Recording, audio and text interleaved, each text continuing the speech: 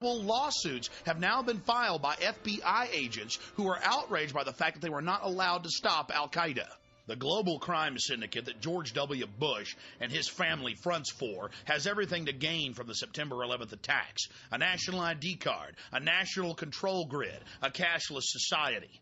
It's part of the public record. George Bush signed the documents threatening Defense Intelligence and FBI agents with arrest if they stopped al-Qaeda. This is the most absolutely treasonous, treacherous thing he could possibly do. George Bush is a mass murderer. Before the Bush administration shut him down, CNN's American Morning with Paula Zahn actually reported that FBI Deputy Director John O'Neill resigned because he felt the U.S. administration was obstructing the FBI and their attempt to stop al-Qaeda. They went on to report that Bush signed W199I, restricting the investigation. Again, this is high treason, absolute fact. George Bush signed this public document. BBC has a copy of it, and George Bush is an intimate partner with bin Laden, a traitor to America. Months before September 11, 2001, Indian as well as Pakistani diplomats had gone public with the fact that U.S. Special Forces were massing in Tajikistan, preparing for a full-scale invasion of Afghanistan. So the U.S. government was massing troops outside Afghanistan, publicly getting ready for an invasion right before September 11th. Another smoking gun, another red flag. We already talked about the Deputy FBI Director, John O'Neill, quitting because George Bush signed an order not allowing him to stop al-Qaeda. You're probably wondering, why doesn't he go public now? Well, there's a problem. Mr. O'Neill is dead. His new job was working as the head of security for the World Trade Center complex, and he died in the collapse of September 11th, his first day on the job.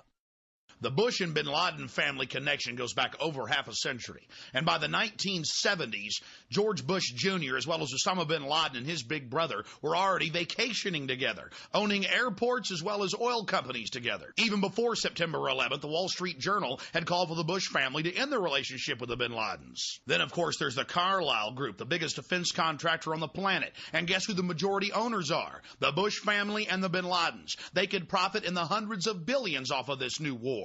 Now you begin to understand what's fueling these criminal activities. Money and power. Dozens of respected publications have asked a simple question: what brought those buildings down? Especially Building 7 that wasn't even hit by an aircraft. Lou Caccioli, a 51-year-old firefighter in New York who was trapped inside the building, reported that multiple bombs were going off all around him. There are other eyewitnesses, former military munitions experts and police officers, as well as structural engineers. The oldest firefighting magazine in the country was absolutely outraged, demanding a real investigation. According to their evidence, there's no way that aircraft could have brought down those buildings. And don't forget Building 7. Nothing hit Building 7, but still it collapsed in a symmetrical fashion. The September 12, 2001 San Francisco Chronicle reported that Mayor Willie Brown was warned by the federal government not to fly on September 11th. He was warned the evening before. Now, of course, under pressure from the White House, Willie Brown refuses to say exactly what federal agency warned him, just that he was warned not to fly on September 11th. I wish the rest of the American people would have gotten that warning. But, of course, if the American people would have been warned, then the government terrorist attack wouldn't have had its desired effect, to have the people begging for a nightmare global police state. On September 3rd, Salman Rushdie, author of the Satanic Verses, got a warning from the U.S. authorities not to fly. They went so far as to ban him publicly from flying, and the FAA admits they did it on the record. More chilling evidence of the U.S. government's prior knowledge. But you're saying, hey, wait a minute, what was that whole war about? We went in there and took out the Taliban. No, they escorted a couple hundred goat herders to torture them publicly at Camp X-Ray in Guantanamo Bay. The real leadership of al-Qaeda and Taliban, the few that were left in Afghanistan when the war started, were flown out to safety and paid in gold bars in Pakistan by the U.S. federal government. Here's George Bush at the United Nations telling the people not to tolerate anyone that investigates these facts. Let us never tolerate outrageous conspiracy theories concerning the attacks of September the 11th, malicious lies that attempt to shift the blame away from the terrorists themselves, away from the guilty. I guess it's un-American to investigate the facts. Let's just call it a conspiracy theory, especially those FBI agents that have gone public about George Bush telling him not to stop al-Qaeda. Conspiracy theories. Conspiracy theories. Conspiracy theories. What you're about to hear is not a Freudian slip. It's a carefully crafted speech as Bush throws it in your face about dark cults of evil gaining power off of human suffering. The hijackers were instruments of evil who died in vain. Behind them is a cult of evil which seeks to harm the innocent and thrives on human suffering. Theirs is the worst kind of cruelty. The cruelty that is fed, not weakened, by tears. Theirs is the worst kind of violence. Pure malice while daring to claim the authority of God. We cannot fully understand the designs and power of evil. It is enough to know that evil, like goodness, exists. And in the terrorist, evil has found a willing servant. Evil has found a willing servant. Evil has found a willing servant. 5 months before September 11th, David Shippers, the man that impeached Bill Clinton, that brought down the mob in Chicago, was actually getting investigative reporters on the O'Reilly factor warning of an impending terror attack on Lower Manhattan. We'll take you now to an exclusive interview with David Shippers from my syndicated radio broadcast.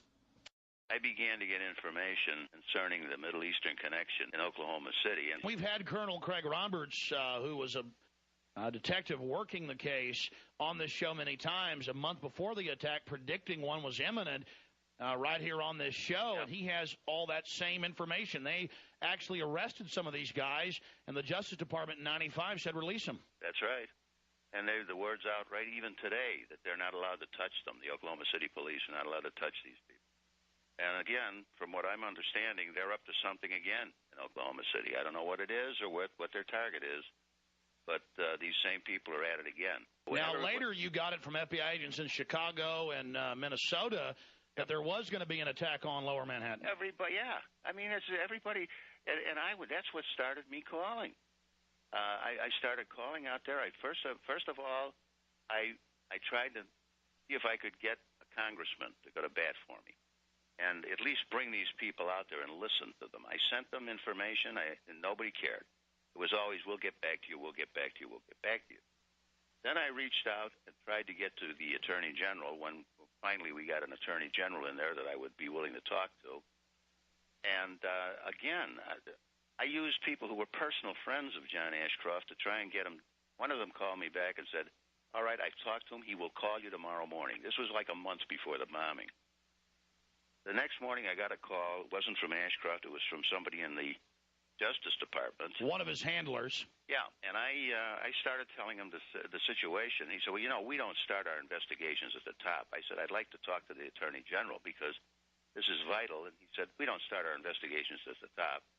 Let me look into this, and I'll get back to you. Well, as I sit here today, I've never heard from him. Now, again, David Shippers, I mean, you're big in Washington. You were the top lawyer that got Clinton impeached. You're highly respected. You know the senators, the congressmen. You're calling up. You've got these FBI agents and others feeding you this information. They're being pulled off the cases. They're angry. That's even been in the news now for Minnesota and Florida and Illinois. They know what's going to happen. The Sudanese in 96 and 98 tried to arrest bin Laden for Clinton, tried to give us the names of al-Qaeda. Clinton wouldn't take it. Didn't want any part of it. Wouldn't touch it. So we've got all this developing. We've got police officers and FBI on the ground who know who bombed Oklahoma City. They've got them in custody with blue jogging suits and bomb-making components. They're ordered to release them. All this is unfolding. 3,500 to 5,000 Iraqi Republican Guard. We know there's a Saddam-Iraqi connection here. I mean, they knew this. Why in the world, David Shippers, did they allow this to take place is the question. I'll tell you something. This is one of the things that, to me, it is almost inconceivable that with the knowledge they had that they would turn their back, just assume that they had investigated and gone in after the Oklahoma City bombing as they're doing now. There never would have been an attack on the trade towers. As a human being, as a former prosecutor, as a lawyer, as a guy who represents agents all over the United States, it is inconceivable to me that those bureaucrats in Washington would turn their back on the obvious for their own purposes. And now the World Trade Center complex is absolutely destroyed. Yeah, there's more coming. Now, you say that from your sources, I know you represent a bunch of FBI agents that are hopping mad. You probably can't talk about the specifics. You say you're representing them. Are they getting ready to sue or something? Oh, well, they're hoping to. I don't want to get them in court. I want to get them into the Intelligence Committee, somebody who can go to these, someone who has the authority and the ability to go to the FBI bureaucrats and say, butt out, we're going to do this right.